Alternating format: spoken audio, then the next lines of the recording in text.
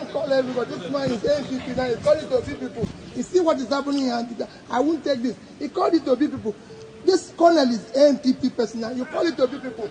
Stop that, please, Dino. You did, Dino. Stop that. I'm taking a lot from you here. What is what? Why are you always calling me? Jogo don't mature. As small animal don dey run comot. You thought we came to joke. You spent all the years of this country managing, regrouping, grouping, rearranging, analyzing, distributing powers, thinking that we are going to remain like that. You don't know. See, all these things you guys have been teaching us lessons. Right now we are ready. You see what happened yesterday. You saw what happened yesterday. It's not a battle. It's not a survivor. Nigerians are fighting for their survivor. How can you spend over 30 years, Tinubu Atiku, planning, preparing to be president, and now presidency has come? You cannot attend debate. You are avoiding debate. You cannot talk. You are speaking in metaphors. So you've seen it. You've seen it. When you have, is it belittle? Is it taking for a right of a people for too long? When they revoked, you will see it. And now we are ready. Dino Melaye, you have collected your share. I keep asking Dino Melaye and Renan, why are you pained? What is your problem with Peter Obi? Because you thought this was your time. Muhammadu Buhari has failed, so it was time for Nigerians to vote Atiku, and we said no. You have made another choice. You are angry. You came from America to come and sit in the VIP session of the presidential debate or town meeting by rights, only for you to be attacking obedience. Peter Obi has given it to. We have been telling him to be this one. You cannot run Nigerian politics like that, Peter Obi. You are too gentle. You are too small. Did anybody talk you give one? Problem. Who told you we are with you? We are not. Peter Obi is not even the one running. We are the one running. He's just in front of the race. This time it is. You saw. Go and watch videos. I'll leave a few of the videos with you for you to watch. It is back to back. We are ready. Bring your fact checkers. Bring all your arsenals. Anything. Keyamo. No, you people are not writing letter to explain to Nigerians why Tinubu avoided the debate. I thought you said Jungle has matured. That you are talking to your own audience. Keep talking.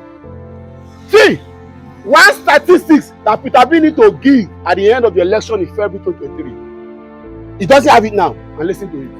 It is the amount or the numbers of people who are insane that are in this country. And we know after the elections, people that will vote PDP and APC, we will not know the number. So he can be given that subsequently. Because I don't understand why somebody wants to be president is avoiding town meetings, avoiding debates, avoiding live interviews. Come on now, come on. Watch this video and share it. Let it get to them. Share it, tag them. Tag those local, the people, tag them, tag the PDPians. Tell them to come and explain this one. Why are your candidates avoiding town meetings and debates? Why are they avoiding live interviews? Why? I never see anything. Come on my front. All your propositions will not meet that number. What this suggests is that any solution to the security dynamics that we are in must go beyond the question of numbers. What do you propose that goes beyond numbers? What is weird is that you have 6 million people with guns outside and you have less than that. That supports the need, one, for a complete review of your security architecture, starting with increasing the personnel. Police, to the best of my knowledge, is 320,000. For a country of 200 million, it's unacceptable. If you compare with Egypt, that's 100, they are 1 million. So let's increase that to at least 1 million. And then I support issue of local government, state, 3-level policing. Thereafter, the most important thing to stop and reduce that criminality is to start pulling those people out of poverty. The more you pull people out of poverty, the more you reduce criminality. There's a lot you can have today. All over Nigeria, you have 35% unemployment. With your youth, who are in their productive age, we have 60% youth unemployment. You can't have that and you have crisis. That's where the guns are domiciled. So you replace that with jobs. Replace it with employment. Replace it with entrepreneurship. You invest in your micro, small businesses where these youths are domiciled by supporting them, pulling them out of poverty. I've advocated that The gold of Nigeria in terms of physical access is the uncultivated land in the north. We can have that huge land, and we have the level of poverty that we experience in the north. And I've given examples with so many countries of the world where things have worked differently. Niger State have 8 local governments, or about 7 or 8 local governments that is occupied by bandits, and they are living on 76.3 thousand square kilometers of land. It's unacceptable. Arable land that is fertile. When Netherlands, if you minus water, it's 33,000. And if you go there, their last year export of food was over 100 billion euros, which as at that time was about $120 billion.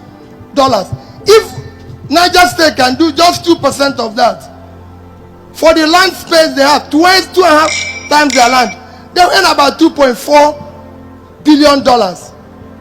Even at 650, let's leave 800 today, it's about 1.5 trillion. Imagine what Niger State will be. Those kids, those local governments will not be taken over by bandits. Fact checkers, I hope you are checking. Quiet in the hall. Now, Governor Adebayo to take the microphone and present his report. Taiwo Azan Adebayo, please. Thank you very much, Dr. Abate. Yeah, we are just going to start with Mr. Peter Obi, who has just challenged us. Yeah, so his last claim, factual claim, was that the Egypt police force population is more than 1 million. About a million. You are actually correct. You are correct. So according to official sources, that's correct. Yeah, more than 1 million. Yeah. Please quiet in the auditorium. Yeah. Then to Mr. Kola Habiola, he repeatedly made a claim that the National Security Council hasn't met since 1999. That's not correct. Multiple reports show that under various presidents, President Obasanjo, Goodluck Jonathan, and before him, Yar'Adua and Buhari, the latest city being October 14. Yeah, so the NSA, the National Security Council, has been meeting. So the verdict for that is false. Yeah. Then Mr. Peter Obi claimed that he was awarded the best governor in Nigeria in the health sector. No, that you actually didn't say MDG. Yeah. Okay, sorry. By Bill and Melinda Gates. Please let's allow the fact checker to do its work. Reports we have show that thereafter the candidates will have an opportunity to respond. On July 30, Mr. Obi was awarded the best performing governor on the eradication of polio in the southeast geopolitical region by the Bill and Melinda Gates Foundation. And the award was presented by then Minister of State for Health, Mohamed Pathé, with a cash prize of 120 million naira. So that's what we actually got immediately. Yeah, thank you. Then Mr. Rabiu Musa Kwakwaso claimed that Nigeria's military has 250,000 personnel. Less than. Roughly. Yeah, just less. Please, let's allow the fact checker to give his report. Where the candidates will have the opportunity to respond. You were quick to debunk yourself, but in any case, according to 2 credible sources, World Bank and Global Firepower, which is an independent defense-related bureau, Nigeria military has between 215 and 223,000. Yeah.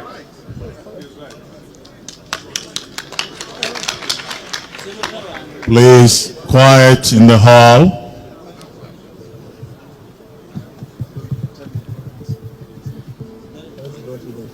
Correct.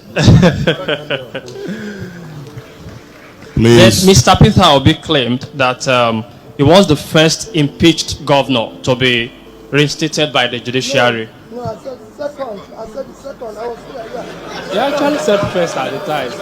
No, when he was speaking, he was actually said first. I said second. Yeah, that's fine. That's fine. That's fine. If you said second, you are correct. After Rashidi Ladoja, that's what our team actually recorded was first. So if you said second, that's correct, sir. Yeah, thank you. Correct.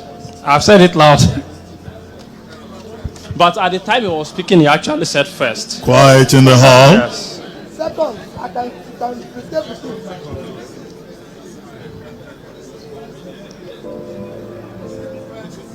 Fact checker, please go ahead, or you are done. Okay, Mr. Kokoso again claimed that the personal strength of Nigeria's police force is 230,000 naira. According, 213,000. Sorry.